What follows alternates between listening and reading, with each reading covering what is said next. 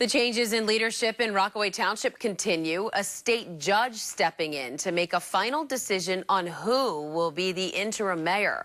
Files 1's Arnold Godoy is in Rockaway this morning with the details. A judge has removed interim mayor Paul Manena and installed Adam Sahlberg as the new interim mayor here in Rockaway for the next 5 weeks. That state judge stepped in to make a final decision after the town council tried to appoint someone to the position. Residents were unhappy with the council's choice, saying the decision had been made hastily and without public input. The controversy as to who would be mayor started when former mayor Michael Dackeson died suddenly over the summer.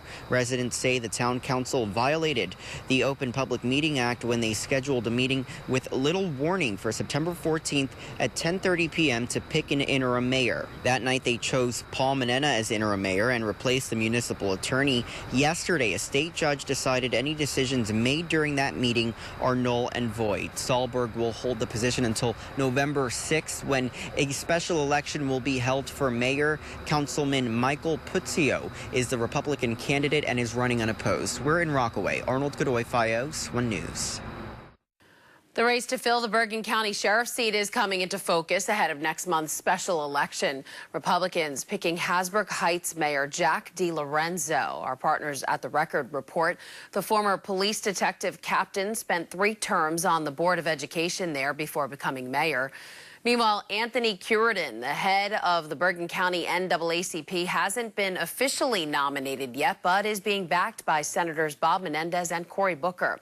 The county's former sheriff, Michael Saudino, resigned last month after secret recordings of him making racist and homophobic comments were made public.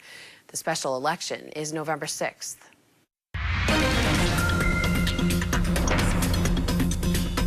A new poll finds Senator Bob Menendez in a surprising dead heat with his Republican challenger in the Senate race. The poll by Stockton University found that Menendez, whose federal corruption trial ended in a mistrial last year, holds just a 2-point lead over businessman Bob Hugin, 45% to 43% respectively. The poll is the most recent to show a tight race in New Jersey. A Quinnipiac University poll released in late August found Menendez held a 6-point lead. If Menendez loses, Democrats would have an even more difficult path towards winning control of the Senate. President Donald Trump going on the attack against Senator Cory Booker over his opposition to Supreme Court nominee Brett Kavanaugh. In a White House press conference yesterday, Trump painted Booker as hypocritical, saying Booker acknowledged wrongdoing when he was in college. The Star-Ledger reporting it was an apparent reference to an article Booker wrote in the Stanford University paper when he was a student, admitting that as a 15-year-old, he touched a girl's chest while they were kissing after she'd pushed his hand away. Critics of Booker are equating it to what allegedly happened to Christine Blasey Ford. She says Kavanaugh covered her mouth while sexually assaulting her at a party.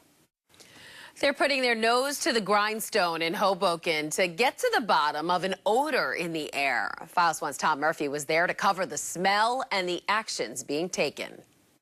If you walk around 8th and Monroe Street in Hoboken, you may smell something in the air. It smells like kind of like barbecue chips or something. No, it's not barbecue potato chips. At least that's what it smelled like when it was notably smelly. Or weed. First I thought it was weed or something, but then I don't know. I just thought like there's bad sewage, but I wasn't sure. But it is something. It's kind of weird. Noticeable, like not flowers. Hoboken officials are updating the community on the conditions in the neighborhood. The city released a statement confirming there is an odor being released from this environmental remediation site. The city says they've tested the air and found no danger to the people. I don't think it's a big problem. But still, Hoboken officials say it's a completely unacceptable quality of life condition. It's a bit persistent. When I first moved back, I smoked a little bit, but it seems to be like here, every day or so. The city says it's working actively to eliminate the problem. It's nice. At least they're trying to address the people and that they seem concerned. The residents we spoke to hope that happens soon. I mean, I guess I'm glad they're trying to clean it up, but I wish they would tell us like what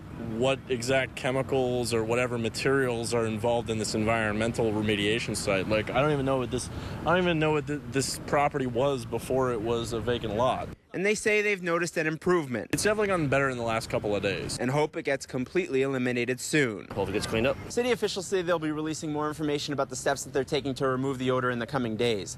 They also say they're setting up a community meeting with the professional that's responsible for this project. Tom Murphy, FiOS 1 News. You may soon need to bring some extra cash to park in Hoboken. The city council will be voting this week on potential sharp increases to parking rates. According to NJ.com, the proposal would hike fees in some cases to $3.60 an hour and would raise penalties for parking violations up to 85%. Plus, parking permits for garages would rise to as much as $300. Drivers we spoke with say it would have a negative impact on the city's economy and tourism. People actually come and enjoy Hoboken, especially for the view. I don't think it's a good idea because people will start taking public transportation, and that's where you guys are going to lose the profit. I don't think it's going to work out for the city at all. I think people are going to find a lot less people coming to Hoboken. Even people just living here, I think it's going to get really annoying. The council is scheduled to vote on that tomorrow. The city has already signed off on a plan requiring visitors to pay for parking in residential zones where it used to be free for up to 4 hours. That took effect on Monday. A better way across the Hudson River by going over it. Why New York Waterway says its latest offerings will draw you away from underground trains.